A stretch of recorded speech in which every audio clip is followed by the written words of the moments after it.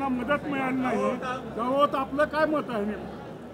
मदत मिळाली नाही असं म्हणणं ठीक आहे, मदतीला उशीर होतोय, मदत मिळाली नाही असं म्हणणं बरोबर नाही। साधारणतः ऐका ना, आज ऐका, दिवाळीपूर्वी राज्याचे मुख्यमंत्री देवेंद्र फडणवीस साहेबांनी मुख्यमंत्री आपलं मदत दिवाळीपूर्वी जाहीर करणं हे 100% जाहीर केलं होतं। तुम्हा सर्वांना माहिती आहे की NDRFच्या नियमाप्रमाणे पूर्वी आपण 2 हेक्टरला देत होतो, आता आपण ती 3 हेक्टर केली। त्यामुळे परत दुसऱ्यांदा लोकांच्या शेतकऱ्यांच्या म्हणजे माहिती घ्यायला उशीर होतोय। त्याचप्रमाणे आपल्याला माहिती आहे की आपण रब्बीसाठी प्रति हेक्टरी 10,000 रुपयाची मदत जाहीर केलेली आहे। त्यामुळं आणि पाऊस जो आपल्या भागामध्ये जास्त पडला, आपल्या जिल्ह्यामध्ये जो पाऊस पडला तो सप्टेंबरच्या शेवटच्या आठवड्यामध्ये सप्टेंबर महिन्यामध्ये जास्त पडला। त्यामुळे 100% थोडा पंचनामा किंवा जो अहवाल प्राप्त व्हायला उशीर झालेला आहे। आणि या बाबतीमध्ये देशाचे पंतप्रधान मोदी साहेब असतील, अमित शहा साहेब असतील, या सर्वांनी पण आपल्याला केंद्राची खूप मोठ्या प्रमाणात मदत देण्याचं त्यांनी जाहीर केलं।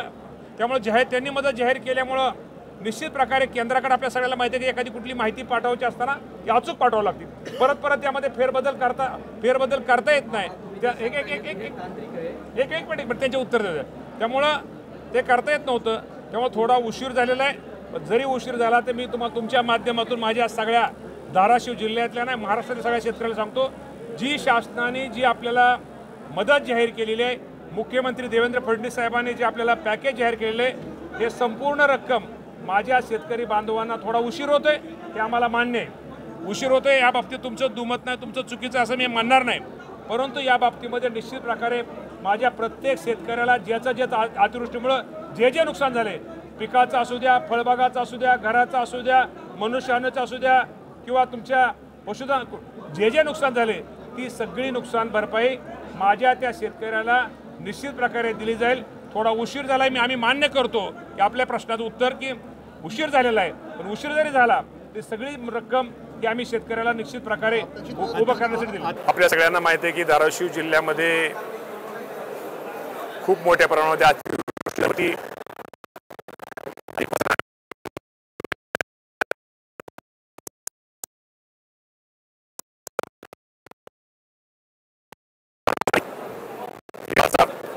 आठशे 71 शेतकरी आणि त्यांची जी नुकसान भरपाईची रक्कम आपण मगाशी त्यांना शेतकऱ्यांना जी वाटपाचा विषय होता, साधारणतः 17 सप्टेंबर, 23 सप्टेंबर, 16 ऑक्टोबर आणि 17 ऑक्टोबर असं साधारणतः 522 कोटी आणि 60 लाख रुपयाची मदत हे GR हे राज्य शासनाच्या वतीनं इथं धाराशिवच्या आपल्या कलेक्टरला दिलेले आहेत। त्यामुळे लवकर त्याचं वाटप पण मला वाटतं काही ठिकाणचं सुरू झालं असेल, काही ठिकाणचं राहिलेलं आहे आणि अजून 632 कोटी बाकीचा पण निधी तो पण लवकरात लवकर आपल्या सगळ्याला येईल। त्यामुळं मगाशी आपण म्हटल्याप्रमाणे उशीर होतोय मान्य आणि वाटप हे निश्चित प्रकारे हे सुरू झालेले शासनाचे GR साधारणतः 522 कोटी रुपयाचे GR हे शासनाचे आपल्या जिल्ह्यासाठी निघालेले आहेत। आत्महत्या ज्या आपल्या जिल्ह्यामध्ये झाल्या साधारणतः 107 शेतकऱ्यांच्या आत्महत्या त्या झालेल्या आहेत आणि त्यामध्ये 67 जणांना आपण शासनाच्या वतीनं त्यांना लाभ दिलेले आहेत। बाकीच्या ज्या 40 शेतकऱ्यांच्या आहेत बाकी आहेत त्याही लवकरात लवकर त्यांचे कागदपत्र पूर्ण झाल्यानंतर त्या हे निश्चित प्रकारे दिल्या जातील। आपल्या सगळ्यांना माहिती आहे कृषी विभागाचा जो यांत्रिकीकरणाचा जो विभाग आहे कृषी विभागाचा, पूर्वी 4-5 वर्ष शेतकऱ्यांना ड्रीप असेल, यांत्रिकीकरण, ट्रॅक्टर असेल, अवजार असेल, त्याला अनुदान खूप मोठ्या प्रमाणामध्ये आपण देत होतो। मी पाठीमागे ते पेंडिंग खूप मोठ्या प्रमाणात पेंडिंग विषय होते, परंतु ह्या वर्षी मागच्या 15 दिवसामध्ये आपल्या जिल्ह्याचा जर विचार केला तर 1,69,000 शेतकऱ्यांना आपण कृषी यांत्रिकीकरण या योजनेचा लाभ आपल्या धाराशिव जिल्ह्यामध्ये आपण दिलेला आहे। त्यामध्ये ट्रॅक्टर साधारणतः ट्रॅक्टरमध्ये 35,062 ट्रॅक्टर आपण इथं अनुदानावरती देतोय। अवजारे 84,000 आपण तेवढे देतोय आणि बाकीचे एकूण सदा खूप मोठ्या प्रमाणात यांत्रिकीकरणाचा निधी हा कृषी विभागाच्या माध्यमातून हा धाराशिव जिल्ह्यासाठी मागच्या 8 दिवसापूर्वी दिलेला आहे। आता GR निघालेला आहे, मात्र प्रत्यक्षात शेतकऱ्यांना जी मदत मिळते एकदा कुठला GR निघाल्यानंतर GR हा 11 वर निघतो, ते जे नुकसान झाले ते निघतो। DBT वरती लवकरच 1-2 दिवसामध्ये GR मध्ये बहुतेक त्यातलं वाटप बऱ्यापैकी झालं पण असेल, पण GR निघाल्यानंतर बाकीच्या गोष्टीला अडचण नसते, निधीला अडचण नसती.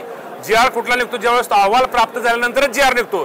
त्यामुळे तो GR साधारणतः 522 कोटी 60 लाखाचा GR निघालेला आहे आणि राहिलेल्या ज्या त्यात बाकी आहे ते पण लवकरात लवकर GR निघून आपण शेतकऱ्यांना पैसे ताबडतोब देतोय. मामा, आता तुम्हीच मान्य करताय की शेतकऱ्यांना मदत द्यायला उशीर झालाय. आता परत सरकारनं आणखी मदत देण्याचं आश्वासन दिलं. कधीपर्यंत आता शेतकऱ्यांना थेट येणाऱ्या 15 दिवसाच्या आत संपूर्ण रक्कम शेतकऱ्यांना दिली जाईल. कृषी मंत्री आपण त्याच्यासाठी काय पाठपुरावा करणार? 100% शेतकरी अडचणीत आहे. शेतकऱ्यांना आता मदत करणं गरजेचं आहे आणि प्रत्येकाच्या ह्याच्यामध्ये पक्षाच्या जाहीरनाम्यामध्ये कर्जमाफीबद्दल उल्लेख होता. त्यामुळे शेतकरी विचारतात, शेतकऱ्यांचं दुःख आहे. शेतकरी माझा खूप अडचणीत आहे. मी पण एक शेतकऱ्याचा मुलगा आहे. त्यामुळं निश्चित प्रकारे मी शेतकरी बांधवांना आपल्या माध्यमातून एक आश्वासित करतो, ही वेळ लवकरच येईल. लवकरच या राज्याचे मुख्यमंत्री, दोन्ही उपमुख्यमंत्री या बाबतीमध्ये योग्य तो लवकरात लवकर निर्णय घेतील. विधानसभा निवडणुकीच्या वेळी तुम्ही आश्वासन दिलं होतं, जाहीरनाम्याचा उल्लेख केला. आता स्थानिक स्वराज्य संस्थेचे मेळावे घेतायत तुम्ही, शेतकऱ्यांचा रोष जाणवतोय? शेवटी शेतकऱ्यांची रोष नाही, शेतकऱ्यांची अवस्था आहे. शेतकरी आज वाईट म्हणजे त्या बिचाऱ्याची शेतकऱ्यांचं दुःख आहे. अशा दुःखाच्या काळामध्ये, अडचणीच्या काळामध्ये आज जे आम्ही विषय आज अतिवृष्टीमुळे आज शेतकऱ्याला उभा करण्याचा विषय, तो उभा करण्याचा विषय झाल्यानंतर या बाबतीमध्ये जो आपलं म्हणणं आहे त्या बाबतीमध्ये निश्चित प्रकारे सरकार निर्णय घेईल. फार्मर आयडीच्या बाबतीमध्ये शेतकऱ्याला या बाबतीमध्ये आमचे कृषी विभागाचे अधिकारी, महसूलचे अधिकारी या बाबतीमध्ये योग्य तो मार्ग काढतील आणि मध्ये त्यापासून कोणी वंचित राहणार नाही. चाल सुरू आहे अजून थोडं. ठीक आहे, घेत आहे, पण आपल्या पक्षाकडे तेवढे उमेदवार आहेत का? आमच्या पक्षाकडे ZDPच्या संपूर्ण जागा, पंचायती संपूर्ण जागा, नगरपालिकेच्या संपूर्ण जागा, नगरपंचायतीच्या संपूर्ण जागा किंवा निवडणूक लढण्यासाठी आता तीच माहिती घेतो. ऐका आम्ही ते आमची स्वतंत्र लढण्याची तयारी कार्यकर्त्यांची आहे. कार्यकर्ते स्वतंत्र निवडणूक लढण्यासाठी सामोरं जायला तयार आहेत. पण शेवटी आम्ही महायुतीचं सरकार आहे. महायुतीचं सरकार म्हणून ते जे तिघजण निर्णय घेतील तो निर्णय मला आणि कार्यकर्त्याला मान्य करावाच लागेल. तगडे उमेदवार तुम्हाला मी सांगतो, तगडे असू द्या नाहीतर आमचे बारके असू द्या, बारकी माणसं पण करामत करतात. त्यामुळे असं तगडे आणि बिगडे सगळ्या सारखे असतात. पक्ष प्रवेश करून माहितीमध्ये येऊन तुम्ही आता बराच वर्षाचा कालावधी झालाय, 1-1.5 वर्ष झालंय. नाही, वर्ष नाही झालं, 11 महिने. कुठला माहितीमधला पक्ष तुम्हाला जवळचा वाटतंय? शिवसेना शिंदेची वाटते की भाजप जवळचा वाटतं? मला ऐका ना, मला माहिती आहे 3 पक्ष नाहीत, आमच्याकडे अजून खूप पक्ष आहेत. सगळे पक्ष मला तुमच्या सगळ्यात जवळचे वाटतात.